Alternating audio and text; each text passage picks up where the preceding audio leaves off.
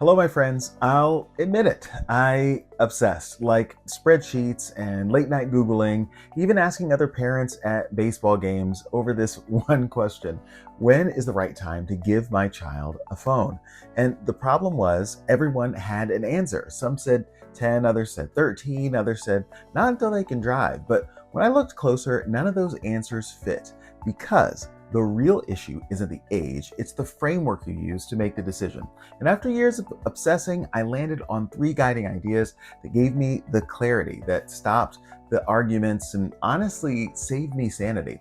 I'll walk you through them not as bullet points, but really as stories that really convinced and solidified in my mind how to get this right. One of my kids once threw this at me, but Dad, everyone in my class has a phone. I deserve one too. And that's when it hit me. Phones aren't like shoes or backpacks. They're a right. They're a privilege.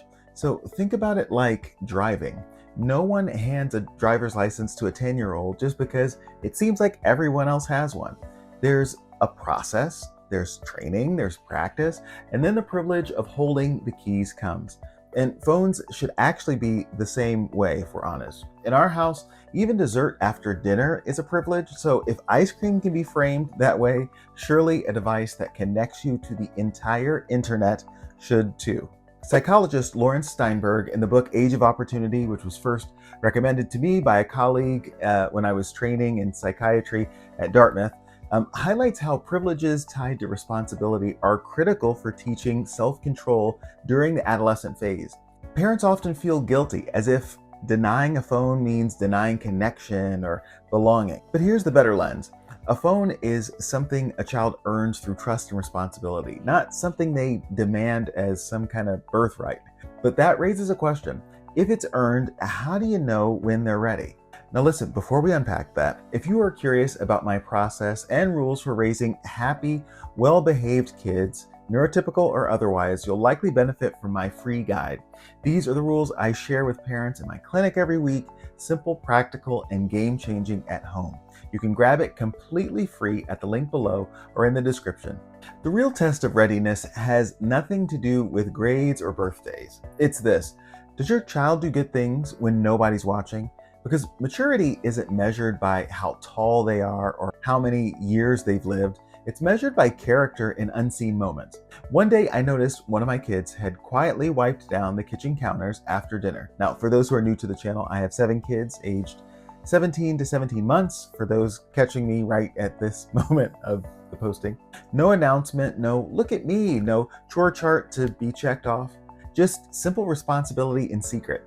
Now that's maturity. This aligns with research by Angela Duckworth on grit and delayed gratification. She notes that unseen self-discipline predicts long-term outcomes better than test scores. So too often we use age or report cards as the marker of readiness, but a straight A student can still be sneaky or reckless online. A better indicator is noble deeds done in secret. If your child can handle responsibility when no one's watching, they're closer to handling a device. But even maturity isn't enough, because what happens after they get the phone is just as important. Picture this. You ask your child, "What are you watching?" and suddenly the screen tilts away. That tiny flick of the wrist speaks volumes. Phones should live in the open, not in the shadows. Secrecy is what erodes trust. In our home, phones get charged in the kitchen, not hidden under pillows. And at dinner, we'll sometimes ask, "What was the funniest meme you saw today?"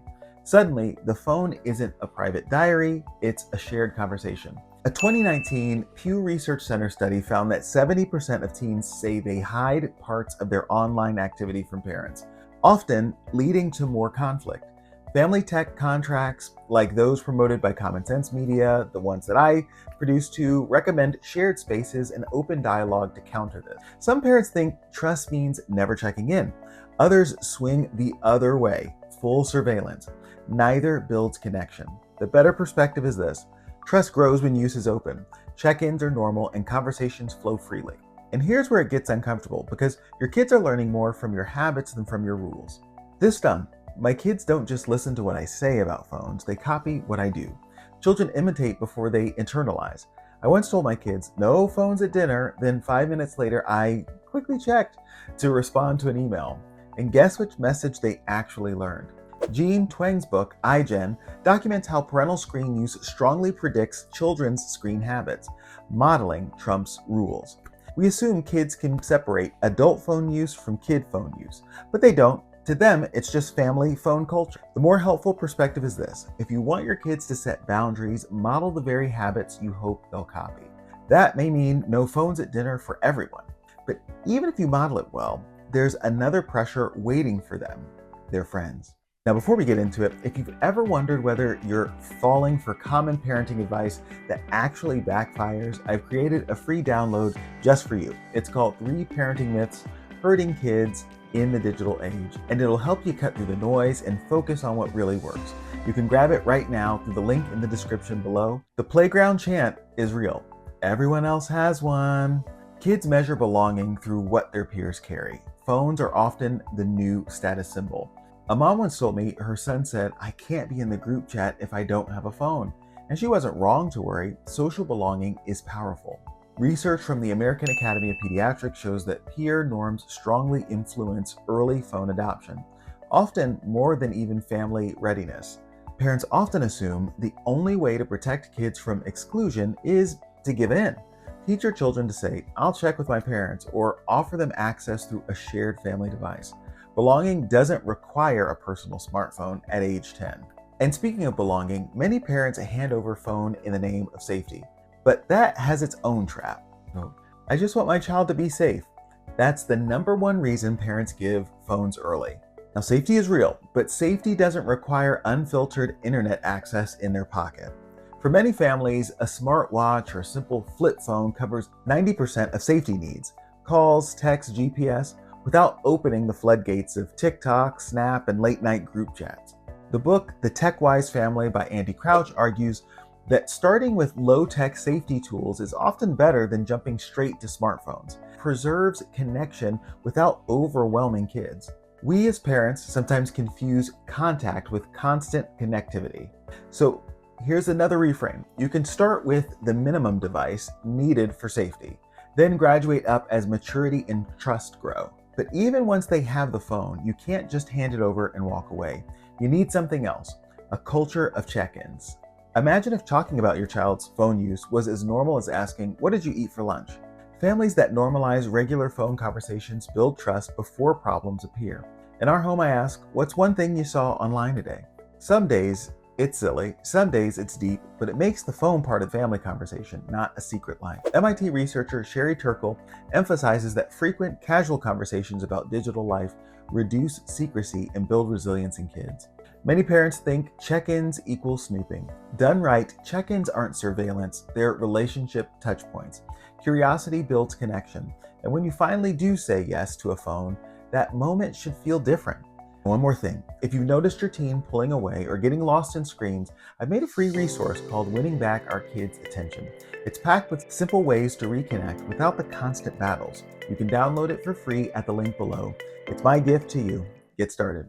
Giving your child a phone shouldn't feel like surrender. It should feel like graduation, because the yes isn't the end of the journey, it's the beginning of a new stage of parenting.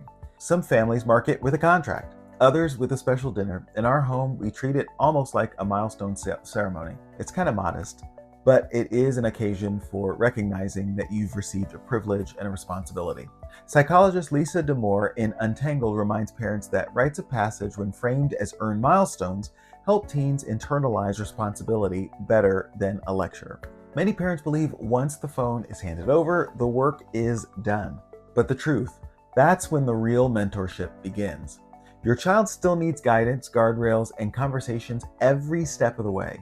Now I want you to drop your biggest insight from this video in the comments below. I'll be reading and responding to each one I see. And now that you know the blueprint for determining your child's readiness for a cell phone, you might be wondering, how do I know the strategies to raising grateful kids when everything in life seems on demand and instant? How do you do that? It starts by watching this next video here, because when you pair what you just learned with what's in that video, it's way more powerful.